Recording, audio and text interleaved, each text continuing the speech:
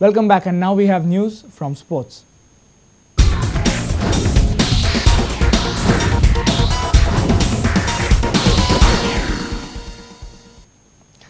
GFA presidential candidate Peter Vaz has appealed to the clubs not to get fooled by politicians' promises. He also put across his intentions if elected as GFA president. Peter said he believes in being hands-on about footballing tasks. He has also assured that he would get the Fatorda floodlights renovated as well as resurrect the Bandurkar Stadium at Kampal. He made his declaration at a press conference in Panji on Tuesday. Peter Vaz is being backed by GFA spokesperson Antonio Botelho and outgoing secretary Savio Messias. The Sporting Club de Goa president read out a prepared statement stating his main focus. My main focus shall be to bring about total unity among the football fraternity, and those who know me will vouch that the fact that I believe in development and I am above politics. Everyone knows the forces who think they have been given the power to decide for all of Goa who should be or not be in the GFA committees. I say that voting for candidates of their choice is a fundamental right guaranteed to all the clubs with permanent membership to the GFA. The current GFA Vice President Peter has appealed to all the clubs not to get fooled by politicians again. You know, Goan clubs are very intelligent. They have been fooled once with a lot of promises, including one of rupees 50,000, which has become a very heroic statement over these 2 years. Okay, I think they will not get fooled again because I think they will be able to distinguish. Okay, who has been with them will remain with them as against those who promise only during election time. Let me make it very clear. Okay, I've always been with the clubs, whatever assistance, or even sharing our players, or with the GFA. Peter also revealed his plans. A sustained campaign to first complete the final phase of Duler Stadium. Then I want to get the Fatorda lights on. We have to, aggressively pursue with the government to have the, last 3 years we are noticing, the lights are not coming on, last 3 to 4 years, okay. We want to also, ensure that the Kampal Stadium, which was a football stadium by then Chief Minister Dayanand Manodkar, we have to get it back, otherwise football in Panjim is dying as a whole. Also, Karandalam, the ground is in total mess.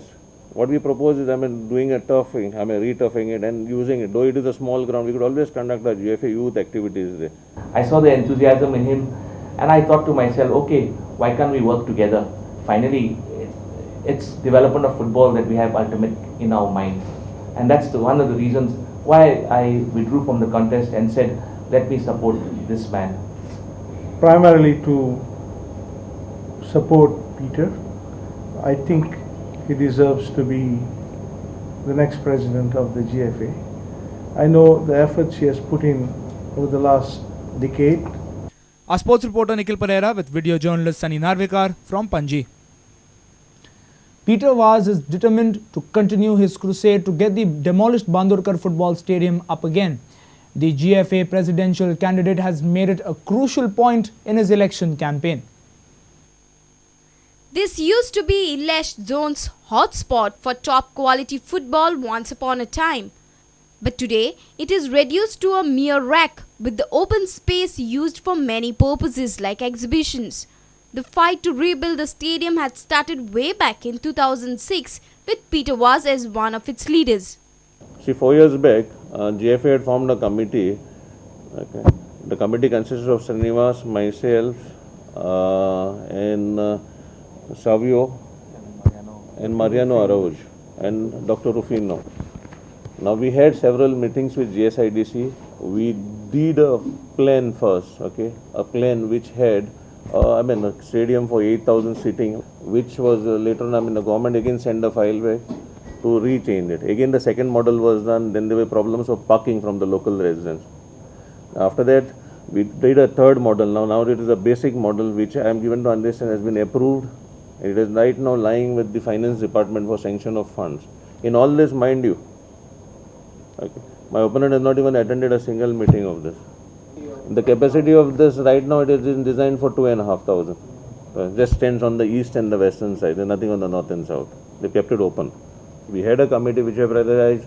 Then we have put the plans forward to the locals staying in the vicinity. After taking their consent, okay, road network, and I would like to thank Manohar now, okay, for giving us all the support here. And now the plans have gone through. They're now awaiting financial sanctions from the government.